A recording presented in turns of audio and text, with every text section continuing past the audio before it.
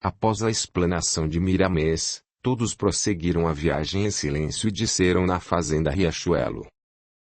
O antigo senhor de engenho fecha os olhos em uma prece, agradecendo todas as oportunidades que surgiram em seu caminho, de maneira que ele pudesse, naquela hora, adentrar seu lar terreno, reformado, com a compreensão que já possuía da vida e pela vida. A família do senhor de engenho já havia se mudado para o Rio. Reinava grande alegria, principalmente no coração de Belinda, por ter realizado seu sonho de viver no Rio, desfrutando da vida e mantendo a esperança de casar-se. Os meninos já estavam crescidos, frequentando escolas, com ótimo aproveitamento. Eram duas inteligências que iriam trabalhar muito para a libertação dos escravos, fazendo parte da grande engrenagem para que a princesa Isabel pudesse assinar a lei do ventre livre e, posteriormente, a definitiva liberdade total da escravidão no Brasil, sonho alimentado pelos dois senhores sucessores do Dr. Teodomiro Travassos. E a fazenda Riachuelo continuava na sua reforma das coisas, progredindo na arte de trabalhar, com seus habitantes entusiasmados de viver, esperando a ansiosa notícia da liberdade dos cativos, seu definitivo ideal. Capítulo 20. Colônia do Triunfo. Na casa de meu pai há muitas moradas. Se assim não fora, eu vos teria dito. Pois vou preparar-vos lugar. No dizer do Mestre Jesus, há muitas moradas na casa do Pai, tanto materiais como espirituais. Se assim não fora, eu vos teria dito, pois vou preparar-vos lugar. Ficamos sabendo que antes do Cristo não havia moradas no plano espiritual, adequadas para receber toda a avalanche de espíritos desencarnados que tivessem necessidade de um tratamento adequado com misericórdia. Os ambientes existentes não eram dotados dos valores do coração, como atualmente. O que hoje existe, são legados do código divino ao mundo espiritual, com repercussão no mundo material, verdadeiros tesouros deixados pelo próprio Cristo, há 2000 anos. Foi depois que o céu desceu à terra, pelo canal cósmico Jesus Cristo, que ele, o Mestre dos Mestres, preparou o lugar. Deu ordem para a organização de colônias, postos e comunidades inúmeras, estimulando, com o seu próprio amor, esse serviço de caridade, em todos os quadrantes do planeta. Jesus disse mais. E quando eu for e vos preparar lugar, voltarei e vos receberei para mim mesmo, para que, onde eu estou, estejais vós também. Afirma o Divino Senhor que iria preparar lugar e que voltaria para buscar o seu rebanho, que é constituído por toda a humanidade. Assim, todos os que passam para o outro lado da vida são recebidos em nome de Jesus e conduzidos para a casa que lhes é própria. Ninguém fica no abandono, em circunstância nenhuma, mesmo aqueles que são arrojados às zonas inferiores, pelos seus próprios atos, pois os mensageiros dos céus sempre os assistem. No momento oportuno, quando os corações, amordaçados pelo ódio, dão sinal de arrependimento, são conduzidos para uma das casas do Pai. Tais moradas, cuja ordem evolutiva é variável, existem em toda a extensão do infinito, com várias delas nos seus brasileiros. Os espíritos evoluem com seus próprios esforços. Porém, encontram mais facilidade quando procuram reunir os esforços, em grupos. Há uma lei de fraternidade, uma lei da compensação de trabalhos e troca de experiências, que ajuda muito. O que uma alma já granjeou poderá servir de exemplo para outra, e vice-versa. Os figurantes deste romance representam fração mínima dos que trabalham reunidos pelo ideal de servir a grande causa de nosso Senhor Jesus Cristo. E, para que eles tivessem um lar também no espaço espiritual, foi criado, nos céus do país, uma casarão de proporções indescritíveis, que serve também como ponto de concentração dos que se movimentam nos dois planos. O lar correspondente da fazenda Riachuelo no mundo dos espíritos tomou o nome de Legião do Triunfo e tinha, no Cristo, a figura máxima. 3 obreiros do bem idealizaram essa legião, sendo um deles o nosso bem conhecido Fernando Miramês de Olivídio. e todos os que ali aportavam tinham como uma das principais metas de trabalho, dar a melhor assistência possível aos escravos brasileiros. Para tal propósito, trabalhavam procurando minorar os sofrimentos daquela gente. Contudo, não interferiam nos limites traçados pela lei do karma, que impulsiona o ser para a subida evolutiva, quer ele queira, quer não. O desenho do casarão, visto de longe, se assemelhava a dois T colocados um ao inverso do outro, quase a formar um X, o que lhe valeu ser chamado, mais popularmente, de CCX. Nos seus amplos quintais, além de plantações diversas, havia alas reservadas para esportes, palestras e seleção de pessoal para os trabalhos. Vasta gama de povos foi aderindo à colônia, inclusive alguns índios, desde que se dispusessem a trabalhar, uma vez que a ociosidade não era permitida naquelas hostes. Até mesmo os enfermos tinham que desempenhar um determinado labor, de acordo com seu estado de saúde. Era gente de todas as raças e camadas sociais, que se afinizavam pelo ideal do bem comum. Com o passar dos tempos e a grande quantidade de espíritos que a buscavam, a Legião do Triunfo foi se tornando pequena.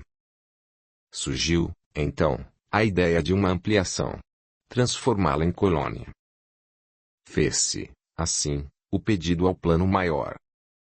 A resposta veio positiva, estabelecendo-se planos para transformar a Legião do Triunfo em Colônia do Triunfo, acabando o nome antigo do departamento, conhecido doravante apenas por CCX.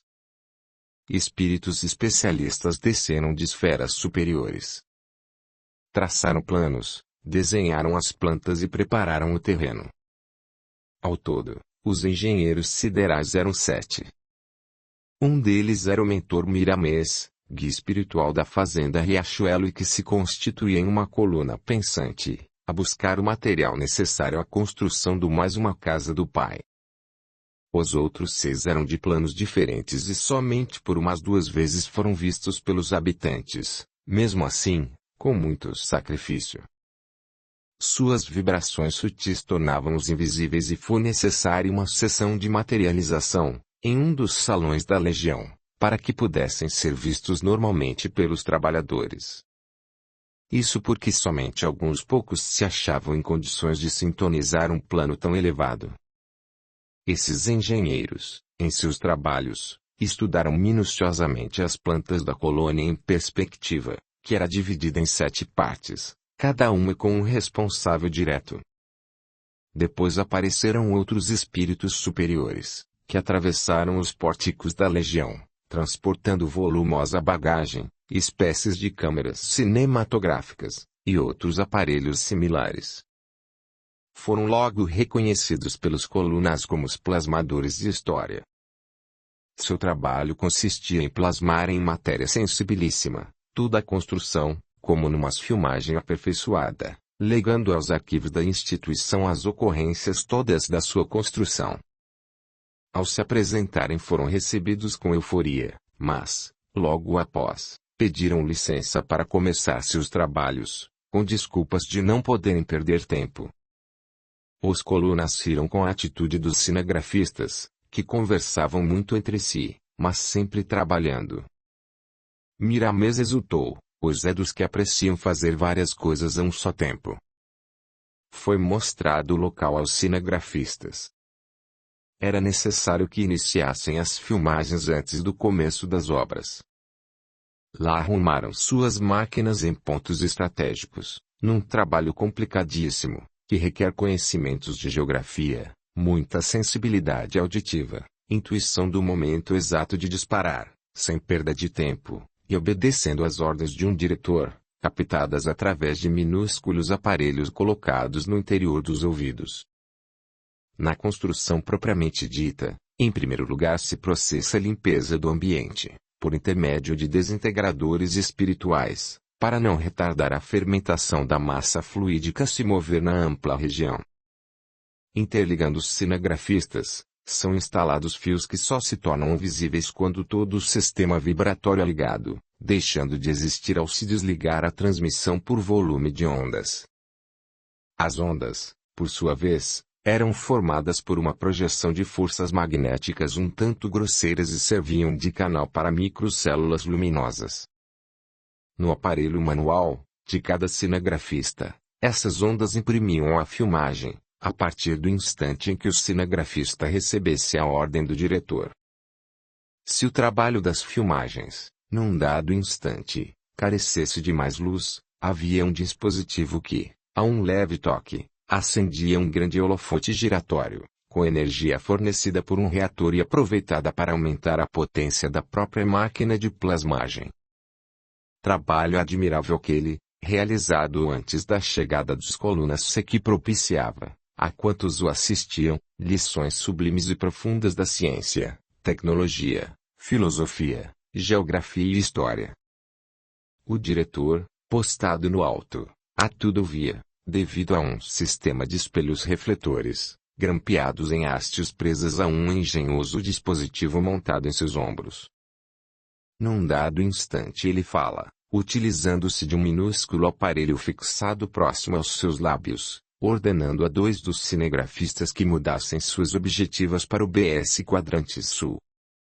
Num lapso, os 2 dispararam suas máquinas na direção preconizada e, com os olhos encaixados na forquilha traseira do aparelho, viram 7 pontos luminosos pequeninos, a se moverem rumo ao local determinado para a construção da colônia. Os outros tiveram ordens para intercruzar seus holofotes, dirigindo-os para a iluminação total da região. Logo em seguida, descem ao centro da morada em construção os 7 colunas, conversado rapidamente, sendo focalizados por outras câmeras. A planta total foi dividida com um queixo, com as partes concêntricas afiladas. Cada um dos colunas tomou conta da parte que lhe pertencia. No centro da colônia iria ser construído um edifício impressionante, com mais de 200 metros de altura, com a forma de um foguete ou de um lápis de luz, conforme passou a ser chamado. Desse edifício saíam grandes avenidas, a se estenderem em todos os rumos. Vamos encontrar os 7 espíritos encarregados da construção já em seus diferentes pontos. Algumas máquinas focalizavam as colunas, mas 2 delas se voltavam para o alto, por determinação do diretor, e mesmo sem que os câmeras observassem alguma coisa, continuaram a filmagem sem se deterem. Com poucos segundos começaram a surgir, aqui e ali, espécies de pequenas nuvens, com pouco brilho, mas que eram atraídas umas pelas outras, confundindo-se, como por encanto. Na verdade, eram poderosas massas energéticas atraídas pelas mentes adestradas dos colunas, com a mesma densidade, com o mesmo peso, com o mesmo teor vibratório, com o mesmo poder de elasticidade e, em poucos minutos, parecia um turbilhão de pequenas nebulosas a se fundirem com a massa maior. Foi se estendendo, foi se evolumando e girando no alto por força exclusiva da própria energia nelas existentes. Os colunas eram focalizados de vez em quando, e pareciam revestidos de poderosíssima luz, no comando total da inteligência, formando, por projeção de força, um campo de atração no espaço, e daí é que eram atraídas essas pequenas nuvens de forças, formando a grande nebulosa sem forma definida, a girar em torno de si mesma, esperando novas transformações. A certa altura raiou um sinal confuso para os câmeras, mas perfeitamente entendível para os colunas, que começaram a deixar os seus postos e, afastados, olham para o alto. Nisso, os câmeras recebem ordens, quase todos, de focalizarem para o alto. Ajustam a posição, nos ângulos pedidos pelo diretor, vindo a ordem de filmarem os aparelhos. Dão os últimos toques, colocam lentes de aproximação, fazendo um ajustamento automático de lentes de forma que qualquer imagem, a milhares de quilômetros, parecia ficar a poucos metros de distância, com a faculdade de o operador poder aproximar e distanciar a imagem, sob o controle de dispositivos do maquinário. Com todos dentro de grande expectativa, desenha-se no espaço cósmico um filete de luz em direção à volumosa massa de fluidos, com a aparência completa de uma nebulosa recém-formada. Luzes furavam o espaço por intermédio dos poderosos holofotes, que também iluminavam por baixo da massa uniforme, mostrando assim toda a beleza do espetáculo da criação da Colônia do Triunfo, em pleno céu da pátria brasileira, nação escolhida para refletir com mais pureza as bênçãos dos seus no resto do planeta. Com o correr dos segundos, já se notava que o risco de luz brilhante, antes obediente, estende-se em todas as direções, tornando-se uma enorme região de terras rasgava o espaço em uma projetada direção da nebulosa giratória. Voltando a visão para o espaço, ninguém suportaria observar, nem mesmo através das máquinas em virtude da intensidade da luz. Os câmeras fecharam os olhos, deixando as máquinas trabalharem automaticamente. A esfera de luz penetra a massa de fluidos densos, produzindo sons belíssimos. Nesse instante, a voz do comandante ecoa forte para que todas as máquinas focalizassem o centro da nebulosa, com pleno funcionamento dos holofotes, para melhor visão do roteiro de esfera na compacta massa de fluidos espirituais atraídos ali pelas colunas de Deus, em serviço com Jesus. Descrevemos, aqui, um período da criação da Colônia do Triunfo, vindo então o descanso do primeiro dia de labor. Aquela massa fluídica era como se fosse uma massa de trigo para o fabrico de pães. Estava pronta e a esfera de luz era como que o fermento divino para consubstanciar a massa, dar-lhe maior elasticidade e vida. Aquela esfera iria girar algum tempo ali, visitando todas as particularidades da matéria fluídica, enriquecendo seus componentes com valores eternos. Quando surgiam perguntas sobre detalhes, aos maiores da espiritualidade, ele contornava um assunto e notávamos logo que ainda não era tempo de conhecermos essas verdades. A massa, quando fermentada, tomou outra expressão. Cresceu de tamanho assustadoramente, e sentia-se a vida presente em toda e. Em nova etapa do trabalho dos colunas, esses tomaram lugares diferentes, com o sistema de filmagem já em pleno funcionamento. Projetaram suas forças mentais no centro da nebulosa e essa, obediente, estende-se em todas as direções, tornando-se uma enorme região de terras espirituais. Daquela massa disforme, já se distinguia a extensão fabulosa da colônia, com forma definida para ali trabalharem, viverem e evoluírem muitas e muitas almas em busca da perfeição. Veio novamente o descanso, para depois continuarem o trabalho.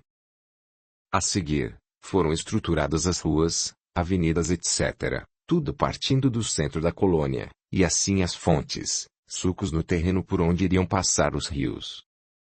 Tudo ficou pronto, em vários períodos de trabalho e, como já falamos no início, erguia-se no centro o lápis de luz, com mais de 200 metros de altura, onde se localizaria toda a administração da colônia. O edifício era como se fosse um enorme foguete moderno, apontado em direção ao céu. O último salão da gigantesca construção é destinado à observação panorâmica do cosmo.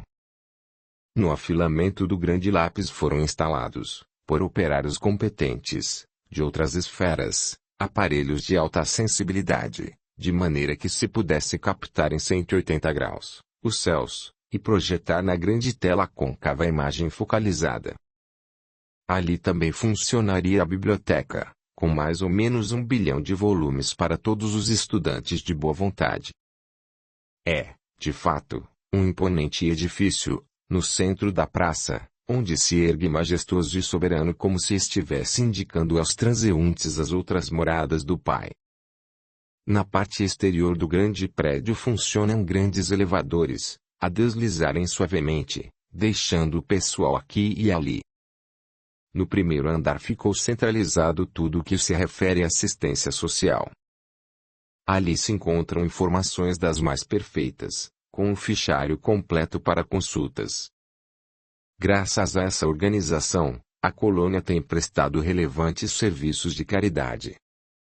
Os outros andares são ocupados por departamentos especializados em tudo o que se possa pensar sobre a evolução das almas. Escolas funcionam sem interrupção, inclusive para encarnados que queiram se matricular em cursos de aperfeiçoamento. Há muitos encarnados que assistem aos cursos administrados no Lápis de Luz da Colônia do Triunfo, recebendo aulas mais leves, sem exigências de tarefas que são impostas aos espíritos livres do fardo físico. As avenidas que se estendem em todas as direções, partindo do centro da praça, caracterizam a beleza estética da colônia. Desde o princípio dessas vias começam as construções que vão se sucedendo até o fechamento da área habitada, onde foram. Observação: os livros na colônia espiritual são diferentes no volume e na ordenação. Feitos enormes pavilhões destinados à assistência dos espíritos recém-chegados ou dos que ainda permanecem enfermos, carecendo de maior equilíbrio. De um ponto mais alto da região, nasce um córrego que vem se avolumando com afluentes, e que se abre em braços na área construída, obedecendo aos planos traçados pelos responsáveis pela construção. Pomares e mais pomares crescem em grande extensão, flores de todas as qualidades, árvores de todas as espécies, campos, matas. Enfim, a colônia se mostra atraente para espíritos das mais variadas naturezas. Enquanto isso, na fazenda Riachuelo reuniam-se, na casa de mando do Senhorzinho Cardoso e o Dr. Cícero Drummond de Calisland que, depois de uma leitura evangélica, comentou o trecho, de acordo com as suas possibilidades, ressaltando a frase: o cristão deve esperar o Senhor, viver vida reta, estudar as Escrituras e crescer em Jesus Cristo. Todo cristão, começa a falar o doutor, tem que esperar a Deus em sua consciência e procurar ouvir sua voz, obediente a esse comando íntimo. Com certo espaço de tempo, creio que não mais cairemos em tentação, porquanto o Senhor nos guiará e nada nos faltará na vida.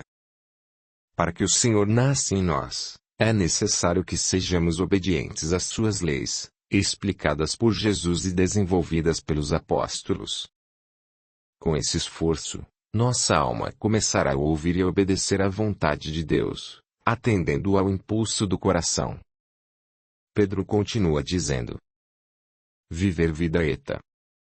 Não poderemos sentir felicidade se não iniciarmos a vida sem desvios, sem erros, estruturada dentro dos preceitos do Mestre. Não há vida mais reta do que a ensinada por Jesus e vivida por Ele, na face da terra. A existência de curvas significa sofrimentos, demora. Nas próprias experiências do mundo físico nós sabemos que quem passa por uma estrada reta chega primeiro do que aquele que envereda por um caminho cheio de curvas. Viver vida reta é viver honestamente, viver no bem, no perdão, no amor, no completo respeito aos direitos alheios. Estudar as Escrituras é uma obrigação de todo homem, principalmente do cristão. Ali estão todas as normas de vida do Mestre. Com a força usada na dedução das coisas lidas, descobrimos outras coisas mais valiosas e nós é que saímos ganhando, por nos termos alimentado com o pão divino da compreensão, com o vinho da sabedoria e o fermento da verdade, que começará a crescer em nós, para a eternidade. Crescer em Cristo é conhecer Jesus em todos os seus fundamentos e meditar nas suas sublimes lições. É procurar, na vivência diária, a mesma conduta do Mestre. Pelo que já notamos, Cristo está em todos nós de maneira invisível, só aparecendo quando começamos a entendê-lo, quando começamos a senti-lo, quando começamos a vivê-lo. Aí, ele se faz presente e realmente iniciamos a caminhar com o Mestre e ouvir diretamente a sua voz, como aconteceu a Paulo, o vaso escolhido para a glória de Deus, no dizer do próprio Cristo. O Dr. Cícero silenciou, dando graças a Deus pela oportunidade daqueles momentos de recolhimento espiritual, e Senhorzinho fez sentido a prece, tornando o ambiente completamente favorável ao trabalho espiritual. Logo as faculdades de mando foram tomadas por Miramês, que foi dizendo: louvado seja nosso Senhor Jesus Cristo, meus filhos do coração. Que as bênçãos do Eterno caiam sobre todos vós. Aqui venho eu, como todas as vezes, por sentir a felicidade de estar nesse meio, tendo a oportunidade de insuflar em vossos corações um ânimo maior pela vida, uma alegria mais verdadeira pelo trabalho e uma caridade mais substanciosa para com aqueles que ainda não conheceram a liberdade, que não sentiram ainda os próprios dons de que são portadores. Não que eu ande espargindo luzes por onde passo, nem porque possuo entendimento maior que os outros. Por estar do lado de cá, e a misericórdia do nosso Mestre foi tanta que encontramos a velha escrava humilde, portadora dessas qualidades, que serve de pontilhão entre os dois mundos. Entender Deus é o nosso objetivo maior, mas para entendermos o máximo, necessário se faz que primeiramente entendamos o mínimo, as mínimas coisas da criação, que pululam por todo o infinito. A leitura feita, da segunda epístola de Pedro, em um dos versículos, traz toda a nossa missão desta noite. Anunciar para vós que, agraciados pela luz divina, tivemos a ventura de ver, colocada em nossas mãos, mais uma casa do Pai, a serviço da fraternidade pura. Ouçamos o versículo. Nós, porém, segundo a sua promessa, esperamos novos céus e nova terra, nos quais habita a justiça. Qual, meu Deus, a esperança dos cativos desta nação amiga, de encontrar novos céus? Qual, meu Jesus, a certeza desses escravos de encontrar nova terra e novos céus, onde exista justiça para todos, para eles e para nós? Terra, onde encontramos o trabalho sem desespero, céus, onde não se registram as guerras fratricidas, a não ser a luta íntima de cada ser, à procura de aperfeiçoamento.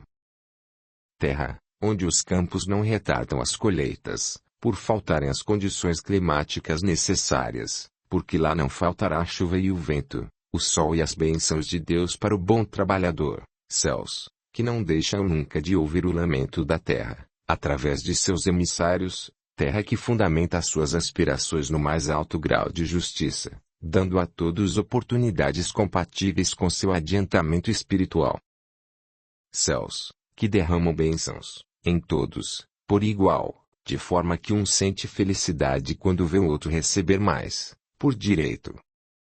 Céus e terra se confundem, porque um sem o outro, para o nosso estado evolutivo, não teria razão de ser. Sinhozinho Cardoso e o Dr. Cícero estavam ansiosos pela notícia de Miramês. Qual seria a nova, motivo de tantos rodeios? O silêncio se fez, sem ninguém ter coragem de quebrá-lo. Miramês continua, sorridente. Meus filhos, temos de agradecer a Deus por tudo o que Ele nos tem confiado. Eu venho anunciar-vos que foi criada, pela misericórdia de Jesus, nova terra, aparecendo, com isso, novos céus, para todos nós, escravos de nossos defeitos. Lá, haverá justiça, feita por nós mesmos.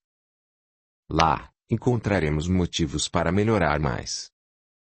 E a justiça, por lei, proteger-nos-á com mais amplitude. Todos são sabedores da existência da Legião do Triunfo. Pois bem, essa passou a ser departamento de uma comunidade muito maior, com o nome de Colônia do Triunfo, com possibilidades avançadas de nos instruirmos com métodos mais condizentes para com aqueles que têm por meta o progresso. A antiga organização, que conhecíamos pelas iniciais CCX, continua sendo conhecida assim, perdendo o nome de Legião do Triunfo, a favor do de Colônia 1. Foi para isso que hoje vim junto aos irmãos. Para agradecer a Deus tudo o que recebemos. E se permites, faremos juntos uma oração, em reconhecimento à grande oferta dos céus aos espíritos ainda chumbados à terra. Reino silêncio. Passados alguns segundos, Sinhozinho dirige-se ao mentor espiritual. Caro amigo Miramês, nós não temos palavras para vos agradecer o anúncio desse grande acontecimento. O que temos para oferecer a Deus, diante de tanta bondade? O que somos, perante a vida, em comparação com a sabedoria superior? Nada, mas nada mesmo. Somos, por misericórdia desse Deus de luz, verdadeiras crianças e, sendo assim, o que podemos fazer, dentro da nossa capacidade e atendendo ao nosso coração, é acompanhar-vos, em prece, pois somente vós tendes capacidade para proferir uma oração, nesta hora. Dr. Cícero, antes envolvido em profunda meditação, aproveita o silêncio e diz: Caro companheiro espiritual Miramês, recebei, como sempre, os nossos respeitos e a nossa admiração, na plenitude dos nossos entendimentos. O que eu tenho a dizer é uma repetição do que já disse o senhorzinho. Agradecei a Deus por tudo e inclua os nossos préstimos, caso sejam de alguma utilidade, na vossa fervorosa oração. Miramês concentrou sua mente no Senhor, deixou exteriorizar todo o seu sentimento de amor, e falou com doçura. Deus, de bondade infinita, lembramo-nos de novo da visão que destes a Moisés, do princípio da vida a se estender em toda a crosta da terra, mostrando ao legislador hebreu quanto vale a bondade dos céus, de onde sai o germe da própria vida, que até hoje vibra em todos os quadrantes do globo. E Moisés, como canal condutor das verdades soberanas, plasmou toda essa história, em que se fundamenta tudo no mundo, para um livro, de maneira que o povo pudesse compreender alguns reflexos da verdade. Ensinai-nos a confiança e a obediência possuídas por Moisés, depois que ouviu a vossa voz. Ensinai-nos a orar, Senhor, como ensinastes aos profetas, de Abrão até Malaquias, tempo em que a oração era cultivada de maneira a fazer desaparecer todas as dúvidas, dissipar todo o temor, ampliar todas as qualidades espirituais da força do amor. Lembramo-nos de Daniel na cova dos leões, sem ser atacado pelas feras, garantidas pela força da fé, motivada pela prece viva. Lembramo-nos da fé de Salomão, entendendo que, no clima da oração, sua sabedoria se estenderia até o infinito. Não nos esquecemos do grande profeta Isaías, que depois de longas orações, em esconderijo apropriado para a conversa com os céus, dali saía profetizando coisas que valeriam para séculos adiante, chegando a ponto de detalhar minuciosamente alguns martírios do Mestre. Não podemos deixar de nos lembrar de Eliseu, com seus fenômenos e tantos outros personagens bíblicos que, por falta de tempo e de espaço, deixamos de mencionar. E, passando mais adiante, encontramos o próprio Cristo incentivar a oração, como único talismã de garantia permanente, para a vida com a paz. E os seus discípulos continuam todos os labores, orando e trabalhando, servindo e amando, mas tendo por base, para o intercâmbio com os anjos, o clima da oração. Senhor de todas as coisas, ensinai-nos a orar, para que possamos servir melhor. Deus de bondade, agradecemos-vos pelo meio que possuímos, que é a prece, por tudo que nos concedestes, principalmente a criação da colônia do triunfo, como misericórdia para todos nós, sofredores. E esses de boa vontade, nesta fazenda de escravos, que ora que estão, pedem a vossa bênção magnânima, para que possam trilhar os caminhos ditados pela consciência, e que essa possa sempre refletir a vossa lei. E nós todos, da colônia do triunfo, no mundo físico e fora dele, pedimos-vos, como os discípulos rogavam a Jesus. Ensinai-nos a orar aquela oração que primeiro se exterioriza em vivência, depois em palavras. Que a vossa paz seja nosso clima, para sempre. Espiritualmente, parecia que dentro da casa da velha escrava havia um sol. Luzes coloriam todo o ambiente. Os senhores de engenho pareciam tomar banho em uma piscina de luz. As paredes, o teto, o chão, os móveis da casinhola, tudo vibrava em intensa harmonia. O cálice de felicidade dos dois homens não comportava tanta alegria espiritual, tanta compreensão, tanta bondade de Deus. Miramês despediu-se, retirando-se do corpo de mando do, que mais parecia uma estrela no céu daquele lar.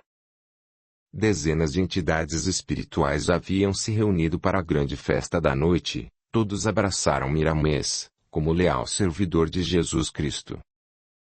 No mundo espiritual, viam-se ondulações policrômicas a tremularem nos céus da fazenda, desprendendo um perfume encantador, saído do frasco divino do coração que ama. E a colônia do triunfo, vista de cima, Parecia mais uma grande ilha, no meio de um oceano cósmico, a cumprir a promessa do Cristo, que haveria de aparecer nova terra, de onde se contemplariam novos céus, onde reinaria muita justiça e amor. Audiolivro realizado pelo canal Surya Chand Audiobook. Entrevista feita ao médium João Nunes Maia, por Yarbas Olavo Ferreira. 1. Como se explica o fato de espíritos renomados, e através de médiuns famosos, proferirem verdades comprovadas posteriormente, e não buscarem, pelo menos, uma justificativa do seu proceder?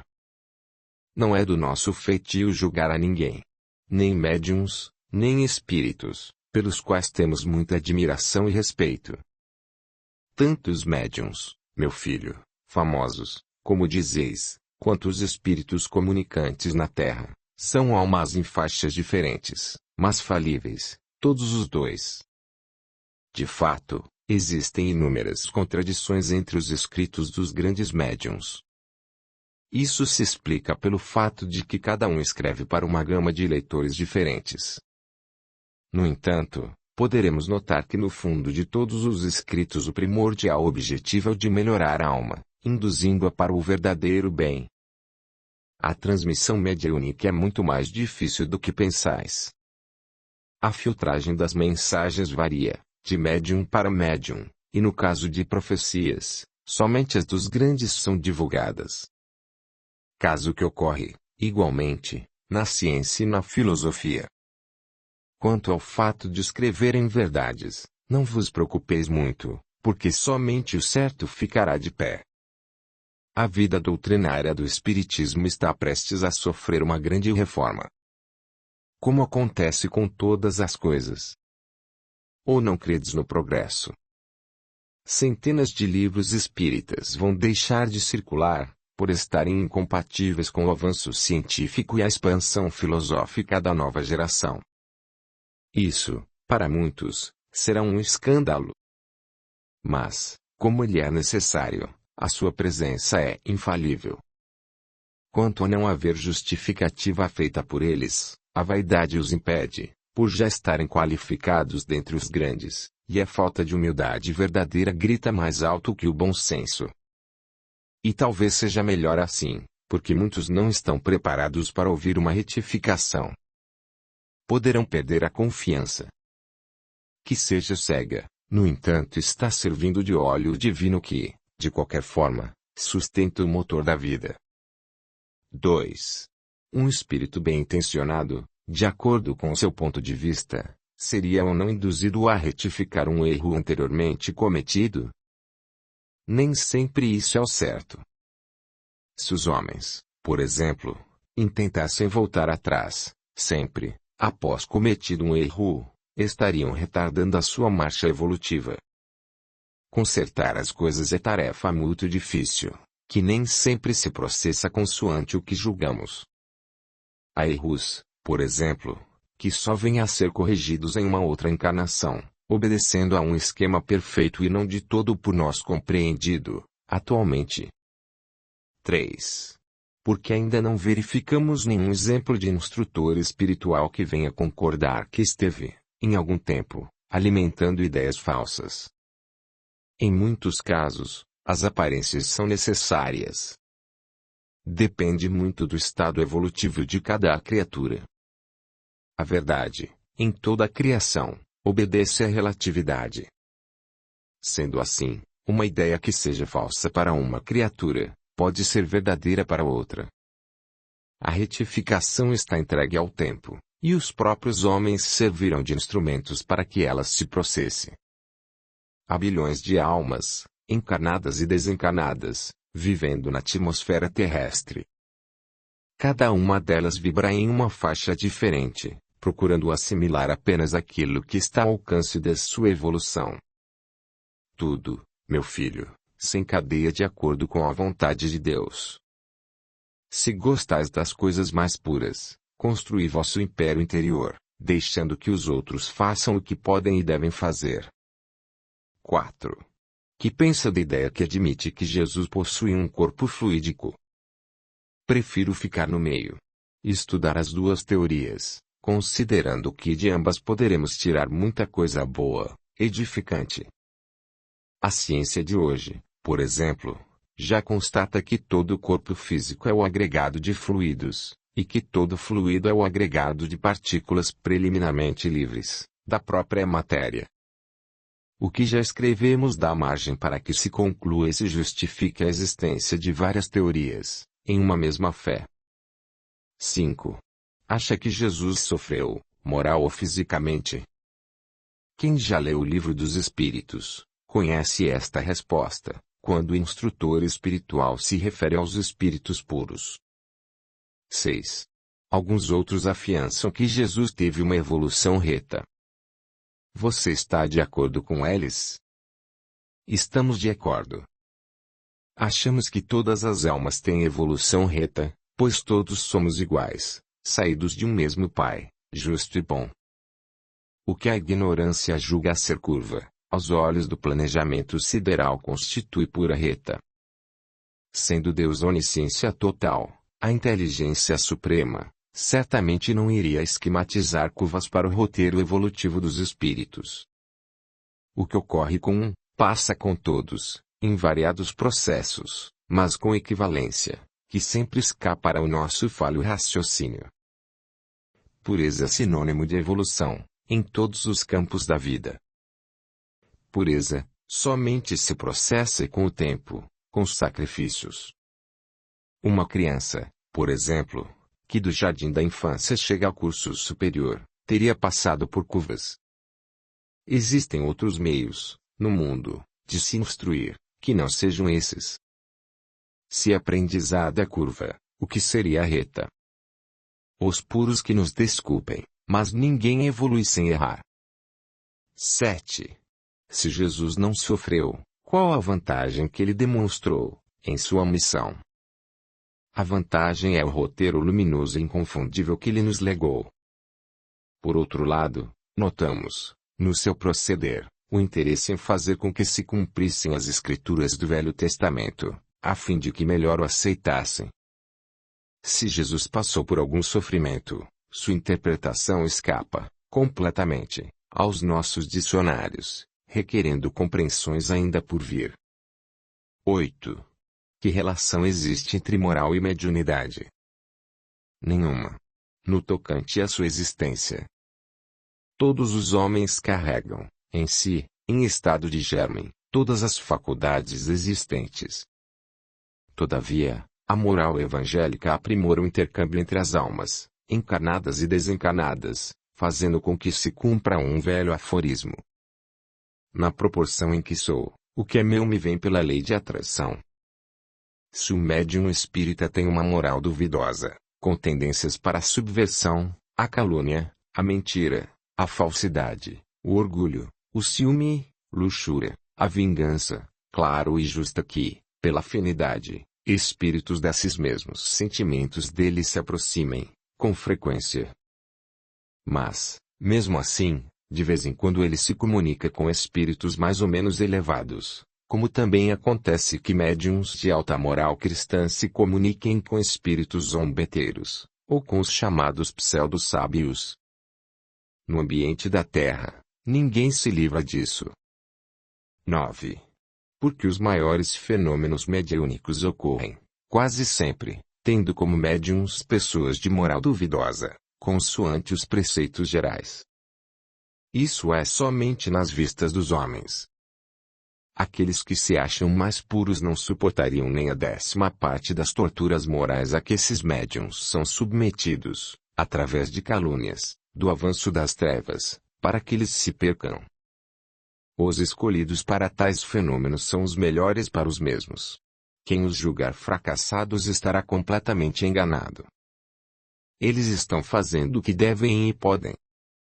Todos eles, assim como tudo, se movimentam dentro da vontade de Deus. Grande tolice dizer-se que Deus não quer isso ou aquilo. Deus só não quer o que não existe, pois sua vontade é soberana. Assim, tudo quanto acontece se constitui em planos para evolução inexorável, considerando que após atingido certo grau de evolução o espírito só deseja o bem. Nesse ponto, ele serve de instrumento, nas mãos do próprio Deus, para que sejam educados, também, os ignorantes, que estariam fazendo o mal, para valorizar o bem, que provam o mal, para abraçar o amor. 10. Por que as revelações espíritas de ordem científica não são compatíveis com a realidade? Os médiuns precisam desses impactos, para se tornarem mais humildes. A vaidade mediúnica é uma das piores. Nem sempre a expressão de humildade é a humildade verdadeira. Esses impactos também ocorrem na própria ciência, na política, etc. Agora, quanto ao se afirmar que nenhuma das revelações de ordem científica, mediúnica, se realiza, não é verdade. Muitas delas estão certas e comprovadas. Breve comentário do entrevistador. Também esta entrevista foi inspirada pelo mentor Miramês. Difícil seria separar o pensamento do próprio médium e o do espírito. Às vezes as duas opiniões coincidem, entre si. Procurei dirigir perguntas sobre assuntos que, atualmente, se constituem em temas palpitantes e controvertidos. Os estudiosos do Espiritismo por certo perceberão, de forma mais precisa, a que nos referimos. Se bem que nem eu, ou o médium, alimentemos a pretensão de sermos senhores da lógica ou da verdade, nossa esperança é a de que os leitores aqui encontrem dadores e reflexões para suas ilações mais aprofundadas. Iarbas, 14 de fevereiro de 1973. Zá Lúcia Maia. Pergunta: quando você começou a psicografar? Resposta: livros, há 1 ano e pouco. Mensagens, nas reuniões doutrinárias, desde o ano de 1944, 1 ano após o meu ingresso nas fileiras espiritistas. Pergunta: como você se sente ante a psicografia? Resposta: como se minha mente fosse uma escuridão e alguém acendesse uma luz dentro da minha cabeça. Pergunta: perde os sentidos totalmente? Resposta: não. Sinto-me como que anestesiado. Ou então, se não é agravo dizer, como se tivesse tomado um copo de vinho, daquele com que Jesus alegrou os convivas, por ocasião das bodas de Canaã. Isso, de um modo geral, porque há outras circunstâncias em que sinto coisas bem diversas. Pergunta: você acha que está caminhando para uma grande mediunidade? Resposta: não acho mediunidade nenhuma grande ou pequena.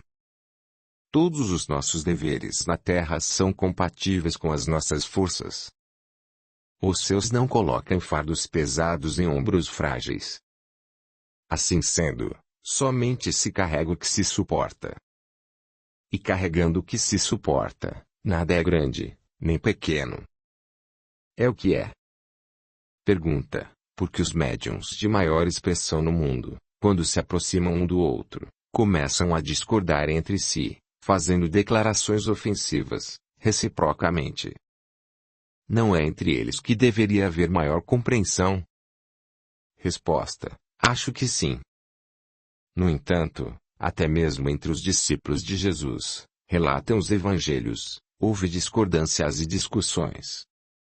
E isso acontece nos planos espirituais mais ou menos elevados. Em todos os sentidos, o Cristo nos ensinou o perdão. Aquele que muito amar será salvo das ofensas e quem amar mais do que o multo, começará a ver o complemento do trabalho que a gente não pode fazer, naquilo que achamos errado nos outros.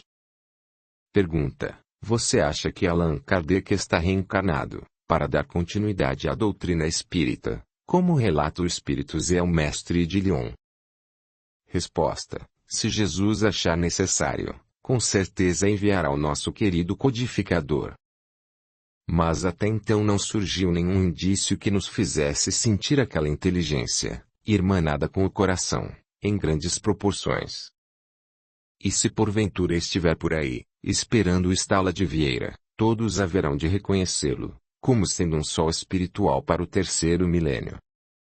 Pergunta: o que você acha do movimento espírita no Brasil?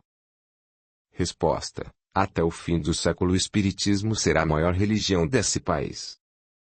Pergunta: então, daqui a alguns anos o Brasil vai ser um céu? Resposta: não foi isso que eu disse. Céu, na Terra, pelo que nos é dado compreender, só daqui a 1000 anos. A transformação do homem, como é o ideal do espiritismo cristão, é muito lenta. E a própria natureza nos mostra que não poderia ser de outra forma. E Deus e Jesus já sabiam disso antes que houvesse terra. Pergunta: o que você acha da pureza doutrinária? Resposta: acho uma beleza. No entanto, ela só encontrará ressonância nos corações, quando houver maior evolução espiritual. Pergunta: você se julga um espírito evoluído dentre aqueles que comungam com você nas hostes doutrinárias? Resposta: essa pergunta me faz sorrir. Eu me julgar isso ou aquilo, não vai mudar nada para nós. Eu sou um grande devedor, diante da lei impulsionada pela evolução. Se quer saber o mal que já pratiquei, eu me recordo com bastante nitidez dos desatinos perpetrados por mim em outras reencarnações. E desta vez estou me esforçando para iniciar a recuperação dos meus inúmeros débitos. Pergunta: como vê o fanatismo na doutrina dos espíritos? Resposta: como nas outras religiões, filosofias e ciências. Fanatismo é ignorância, e com ela desaparece. Não foi o próprio Jesus quem disse: conhecereis a verdade e ela vos tornará livres? Pergunta: por que a consciência nos acusa somente depois de errarmos? Não seria bem melhor se ela nos pressionasse antes do atentado contra a lei? Resposta: para não ser uma imposição, só a sentença depois do delito. Se nunca cometêssemos qualquer erro, como poderia a consciência recusar nossos gestos? Mesmo assim, quase sempre temos uma forte noção acerca do que pretendemos fazer. Se é bom ou mal.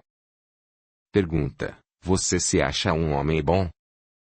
Resposta: acho-me um homem com tendências para o bem.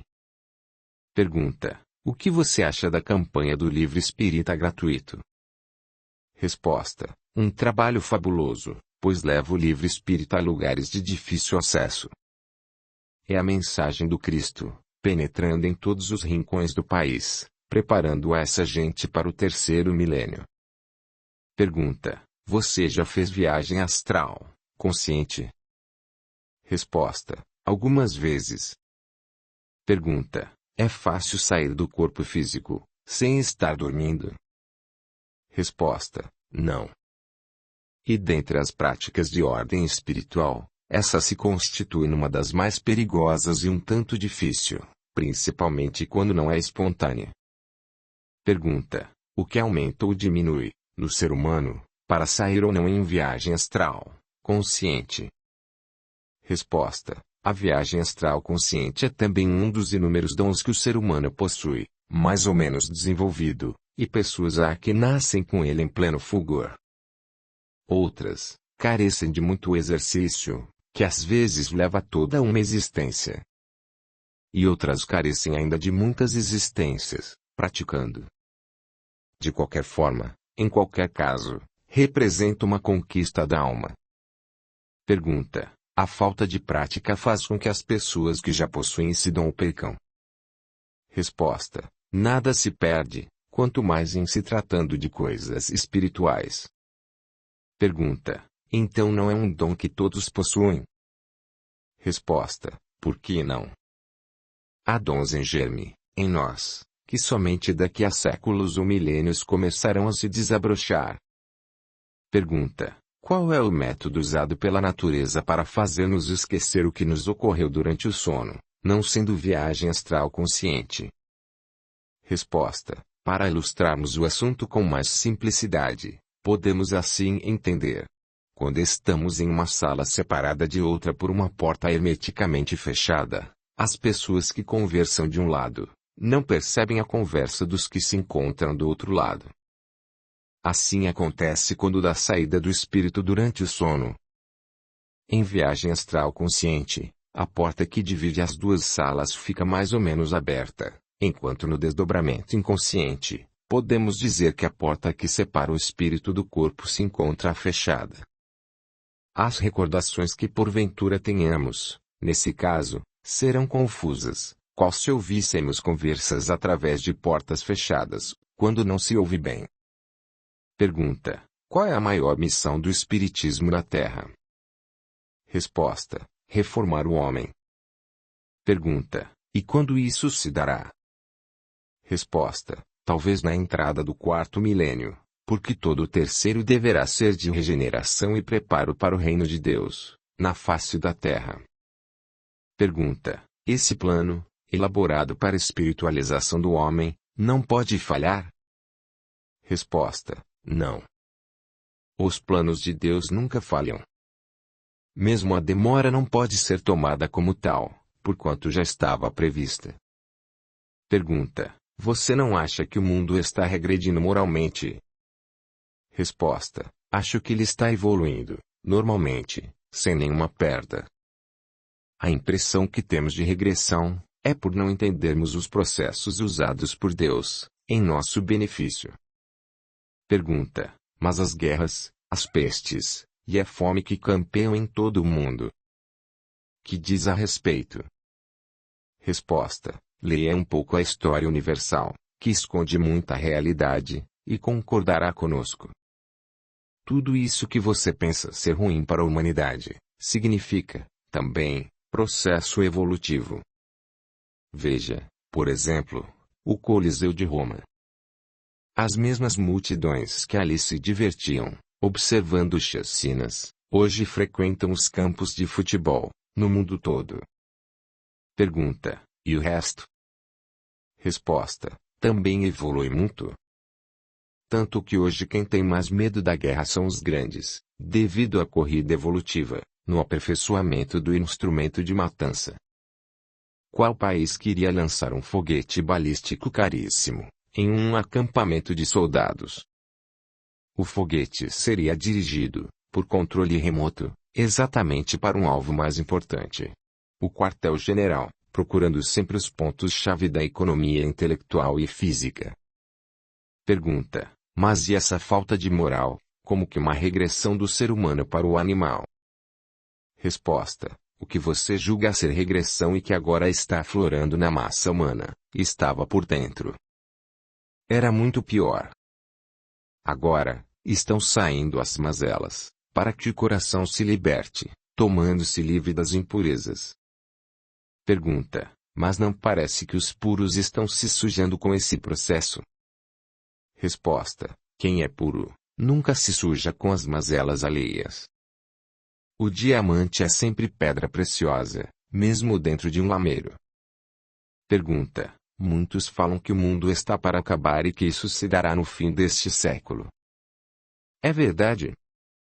Resposta: a própria ciência já afirmou, com muita propriedade, que nada acaba, tudo se transforma. O que realmente vai desaparecer deste mundo é o mal, as más intenções, a ignorância. E a humanidade vai começar a viver em outra dimensão. Talvez, com duros sacrifícios, porque regenerar não é fácil, para quem se acostumou a errar milênios incontáveis. Pergunta: e qual é o fim dos tempos, anunciado? Resposta: é o fim dos tempos maus. Pergunta: qual a missão do Espiritismo, nesse setor dos tempos anunciados? Resposta: ajudar na transformação do homem. Pergunta: e os espíritos desencarnados, não? Resposta: os que vivem no duplo da Terra fazem parte desta mesma humanidade. Portanto, todos são considerados espíritos humanos. Pergunta: quem o está inspirando para responder estas perguntas? Resposta: o nosso companheiro espiritual, Miramês. Fim. Este audiolivro representa uma contribuição do canal Surya Chand Audiobook, para aqueles que necessitam, como é o caso dos deficientes visuais, e como forma de acesso e divulgação para todos.